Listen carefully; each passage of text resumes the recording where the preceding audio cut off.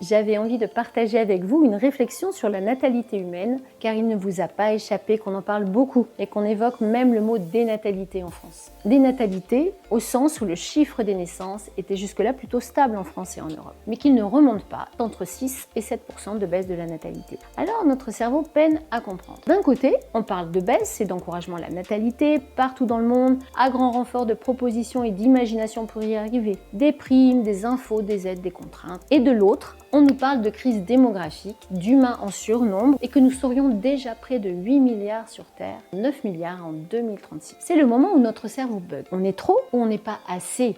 Eh bien, d'un certain point de vue, les deux. Du point de vue planétaire, on est en surnombre pour l'équilibre interespèces, le maintien de la biodiversité et les ressources non éternelles de la Terre. Du point de vue économique, on est déjà en sous-nombre en pensant au budget des États et aux retraites à financer pour chaque pays dont les populations vieillissent sans se renouveler naturellement. Et du fait qu'il y a moins de fécondité, de désir de parentalité chez les jeunes générations et qu'il faut du temps pour que des bébés grandissent et travaillent pour contribuer à la société dans laquelle ils vivent. C'est donc l'image du serpent qui se mord la queue. Et c'est sans parler du droit des femmes à disposer de leur corps, du droit des hommes à pouvoir participer en conscience à ce genre de projet et du droit des enfants à naître et ne pas être conçus pour réarmer démographiquement la France. Reprenons là le propos de notre président il y a un an de cela.